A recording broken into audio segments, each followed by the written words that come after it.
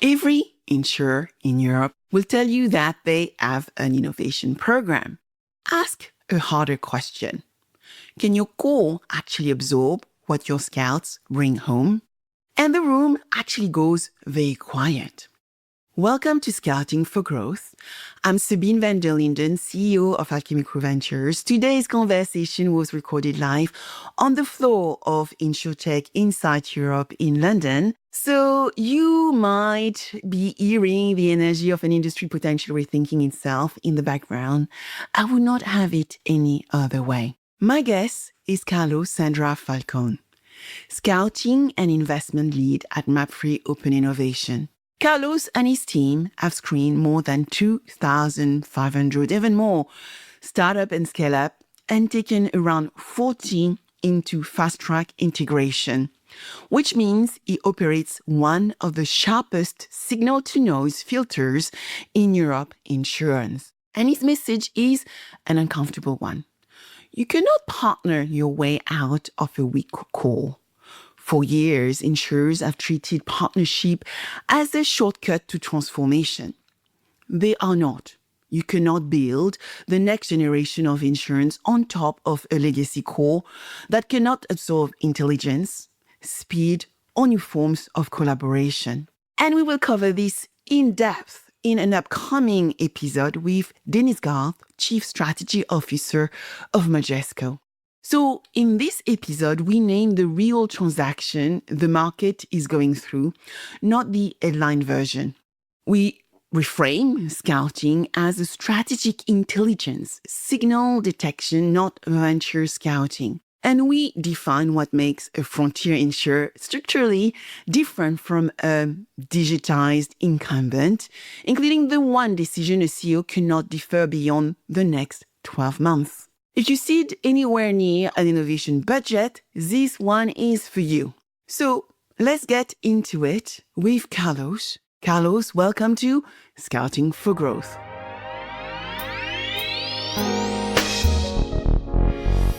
Carlos, thank you so much for joining me. Thanks for the invitation. Well, I wanted to dive into what we call rebuilding the core with you, partly looking at it from an investment and I guess venturing point of view. Well, we've seen for years that partnership is critical for insurers, and often they are treating that relationship with startups and ventures as a shortcut to innovation. Today, you can't do that, right? When we start looking at artificial intelligence, building intelligent enterprises, we need to make sure we select the right partners, then they're actually solving the right problem and delivering the right outcomes. So Carlos, from where you sit within your wonderful company, is our challenge a shortage of innovation or a failure to rebuild the institution underneath? Well, it will depend on how you look at it.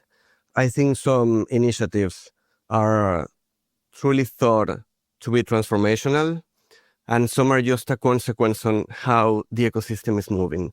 And there's a lot of FOMO, right? You don't want to miss things. So you want to be close to the things that are happening, but then not finding the right mechanisms to bring this into your home.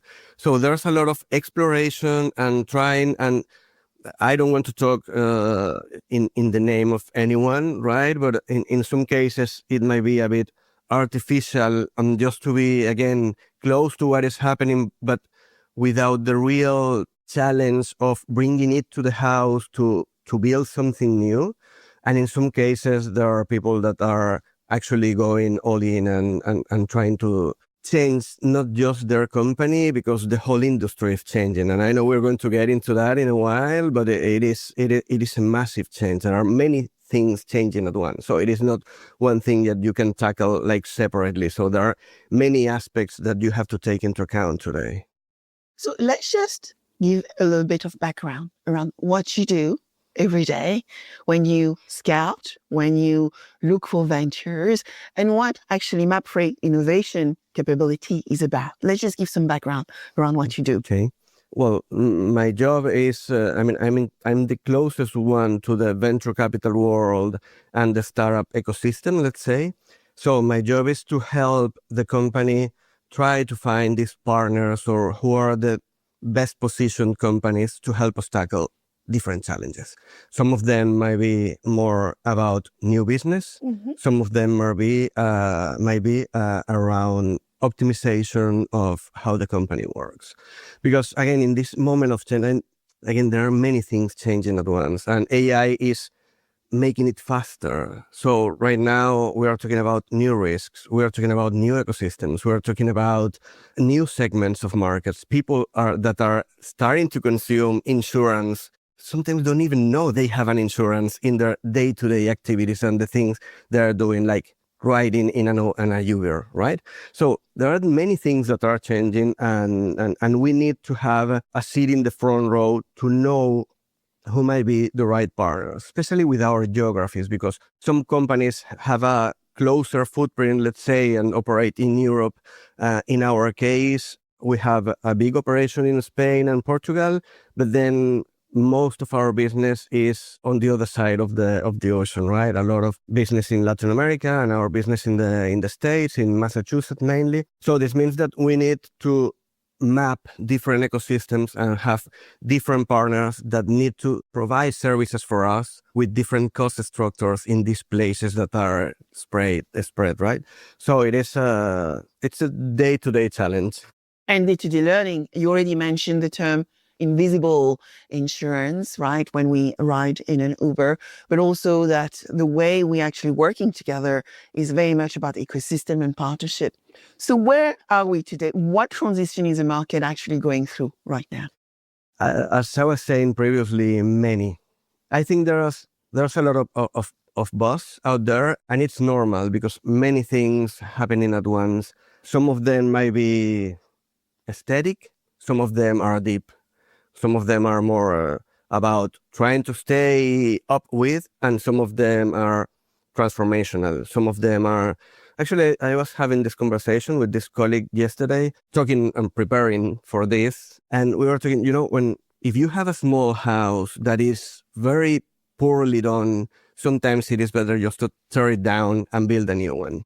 But when you're 30,000 employees in 50 different countries in the world, you cannot do this.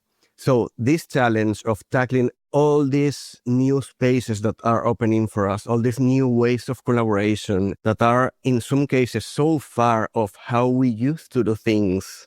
We talk about new risks all the time. We've been pricing based on historical data sets, and you cannot do this with many of the things that are happening and that we were talking about in this conference we're sitting at, right? So just this change means for a lot of us, with all this diversity and all these different spaces, because, and I don't know if I'm answering properly or not, but I all the time I think, I'm from Venezuela. The problems we have in Venezuela, even insurance related, are not the same that we have in Spain or that people in the States have. So is it the same concept of embedding insurance in Latin America that in Spain or in let's say the first world? Sounds a bit ugly, but it's like this, we have Absolutely different ways of so you can and that is why our job is so, I think, relevant to the company, because the realities of the markets we operate in, even in Latin America, Brazil is not the same that Argentina. So this need of having different partners kind for the same use case or for the same technology that can help us in as many places as possible, because this is a cost-effective way of doing things, right? It's quite a challenge. So many things happening at once for us, that we have all this spread in geographies and in economical and social realities, is making us move fast, but with cautious, but being cautious. So being cautious, absolutely critical. And one point you've just made, which is important for everybody to understand, is every markets are not the same, right? You have a spread of geography, you have a spread of segment, you also have a spread of buying power. Yesterday, myself, I was on stage and I was actually highlighting some of the change in behavior around the Gen Z population. 82% of those Gen Z in the United States are already using ChatGPT to look for products and services. 72% in the UK market, and a recent study showed that 60% of UK drivers are looking for car insurance via a chat GPT type tool. So what does that mean for insurance? My question is about also the incumbent. So where incumbents may be still confused around the transformation we are going through. If we had 150 hours, we would be still talking about this because there are many things around that concept. So yeah, I mean, we're having this conversation a lot. I mean, all companies were prepared for how the world used to be. And let's talk just about direct business, right? Let's forget a bit about offices on the streets and, other ways. And in our case, in some geographies, the most relevant ones. So when you talk about direct business, because it's the one that maybe, changing a bit. So this concept of hybridation that we've been talking for years, now it has to be a reality. It is not a should be, no, it is a must right now. First thing. Second one, we've been preparing ourselves for people looking for things.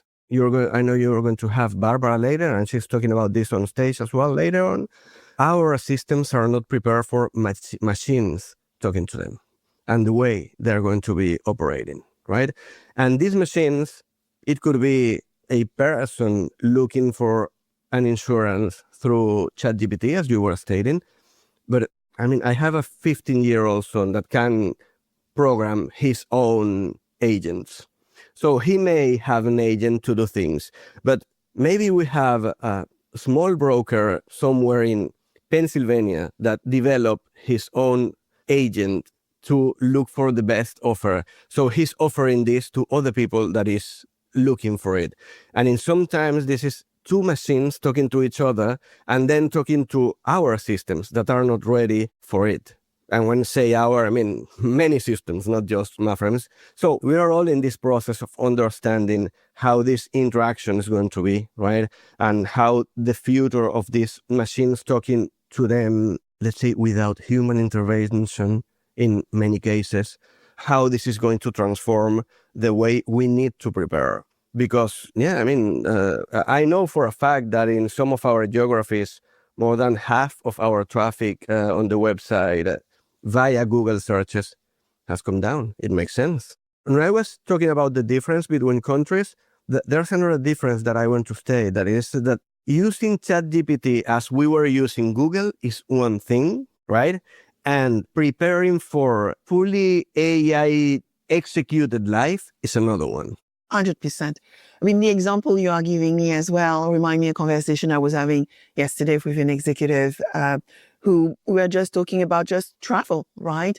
If he has his own agent to go and look for a best price for travel, and he explained to me that what he got was definitely the best price. But then when he went to the provider's website, he actually was able to save 25% of the overall price by just having one or two stops to the travel. And because the agent was not programmed like that, it was not able to identify actually the true cheapest price. Now, when we start thinking about insurance, and I was doing another presentation around agent e-commerce just yesterday with Stripe, the interesting thing we were actually explaining to those executives and people in the room is that we need to understand what discoverability, quotability, and bindability means. So when we think about discoverability, are we, what you are saying, machine readable? Our data, markdown, JSON to keep it basic, are our product readable by the machine? Then when we think about quotability, is, time to value. Can we actually give a price based on the segment we are going after and not do, adverse selection? Yeah. So getting the bad risk instead because we are giving the cheapest price. But then it's about bindability. Can we actually make sure we can actually get the customer and the system to include the contract very easily, which goes back to smart contract potential. It things we have been talking for a very long time.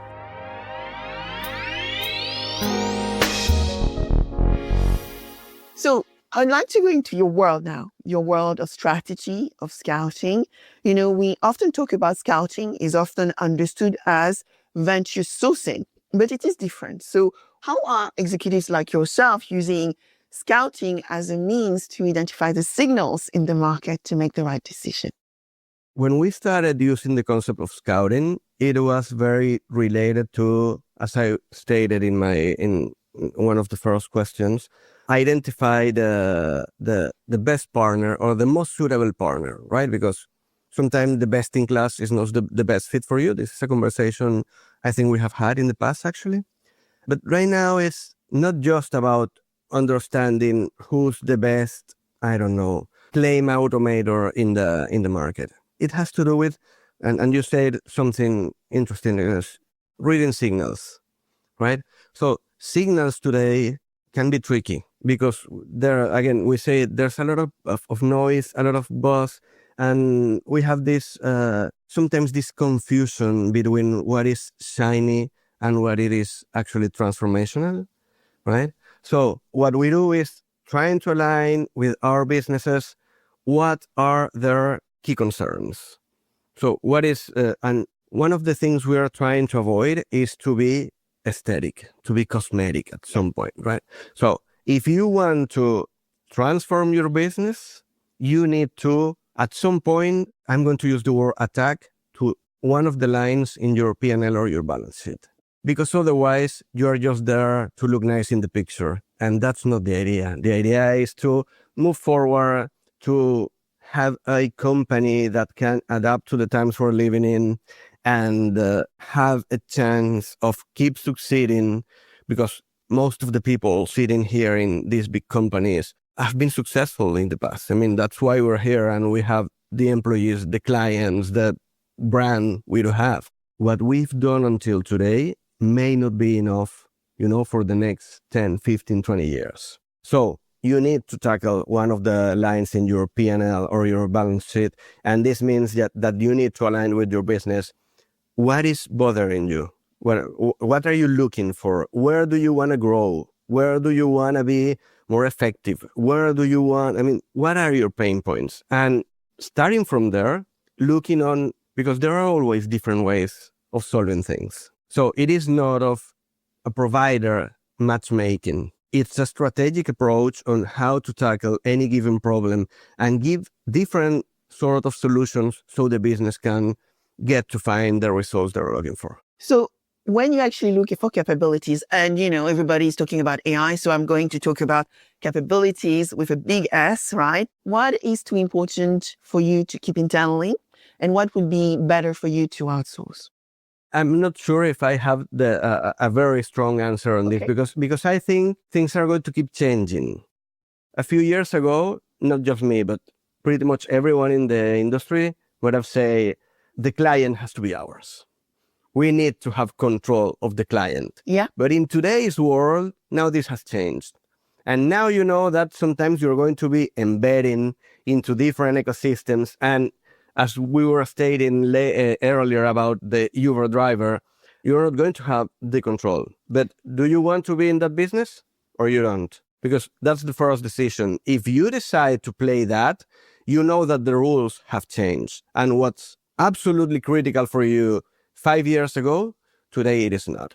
So again, and going back to my previous answer, anything that is close to what moves our P&L and our balance, and it has to do with risk management, it has to do with the tech stack you need, in some cases to control all the flow of the things, how you connect with others. I mean, there are some things, your business rules should be within the house. And again, this is not a MAPFRE position, this is my position. You could have different approaches to this. And having a very small core with very good ways to connect with other ecosystems and other capabilities might be enough in some cases. It will depend because each company has a different architecture and our core systems are not the same. We know this. Even ourselves, we do not have the same technology in all the countries, right? This because some of them we've built them, some of them we acquire companies, and in many cases, I know the case is similar. So again, I don't have a very strong answer because I think it's going to be very dependable.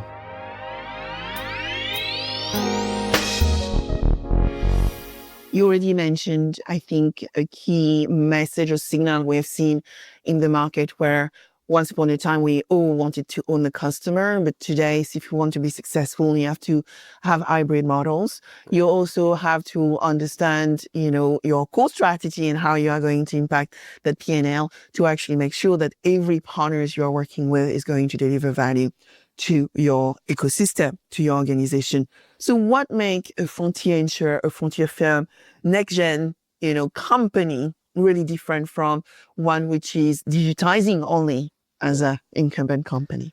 Again, I'm trying not to repeat myself, but many messages are close to what we're trying to discuss today.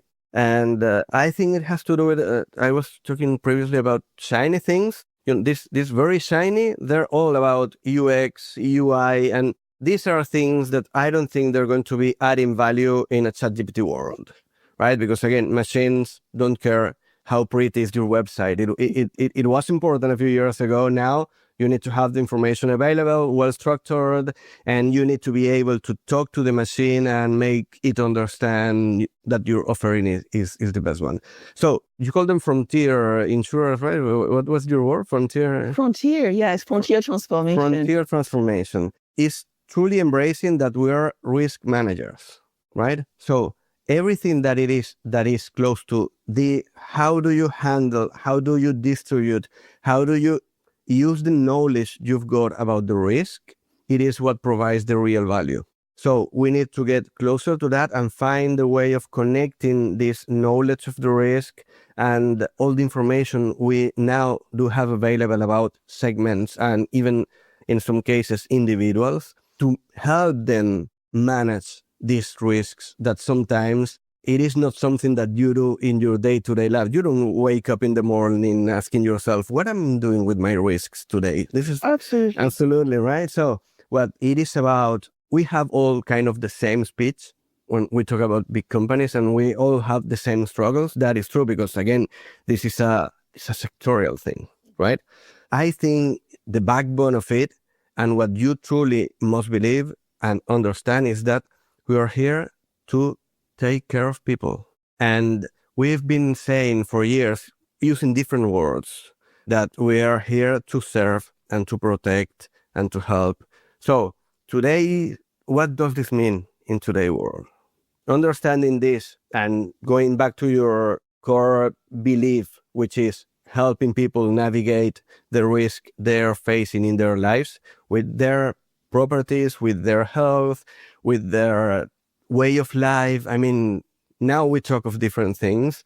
That is what is going to make the difference between the successful careers in the future and the people trying to do shiny things and sizing the moment just. My last question for CEOs, CXOs out there, would be one decision they should make in the next 12 months that will be relevant for their company? It's good you kept the easy one for the end, right? So, absolutely. What I mean, I don't want to give advice to any CEO. They may know a bit more than myself. I'm going to reframe it, right? So if the question is, if Carlos was the CEO of an insurance company, what he would do in the next year is first understand, helped by my people and some people outside, and design what is an insurance company in 2030 or in 2035, actually. I think 2030 is closer now. In 2035, and then start designing which is the roadmap to get from what we do have today and what we want to be. Not what we should be, what we want to be in 2035. And then, like the Wizard of Oz, follow the brick walls road and see what happens. Thank you very much, Carlos, for joining me today. Thank you for having me.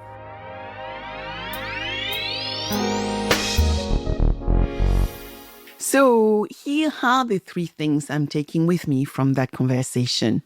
And if you are transforming a business in a regulated industry, I would take them too. 1, sequence matters. You cannot partner your way out of a weak core. Rebuild the institution first, then ecosystems create value instead of complexity. 2, scouting is not venture sourcing. It is signal detection. The question is never whether a startup or scale-up is interesting. It is whether it is institutionally useful. That single filter would save our industry millions in innovation theater. And 3, the frontier insurer is not a digitized incumbent. It is a different institution, one that knows what belongs in its core, what belongs in its ecosystem, and what it must let go, all together. Carlos Cendra Falcón, Scouting and Investment Lead at MAPFRE Open Innovation, thank you for bringing that clarity during our conversation, during InsurTech Insight Europe. And here's the thing, this was only half of the MAPFRE story. In the next companion episode, I sit down with Barbara Fernandez, Deputy Director of MAPFRE Open Innovation and Head of InsurSpace, to ask what happens to human work, judgment, and authority once the institution is rebuilt around intelligent agents. If this conversation redesigned the insurer-regulated industry market player, that next one redesigned the humans inside it. Go find it in your feed next week. If today's episode moved your thinking, do 2 things. Subscribe wherever you listen and send it to the one executive you know who still believes partnerships are a shortcut to efficiency or growth. It is not. It must be architected with care. Until next time, keep scouting for growth.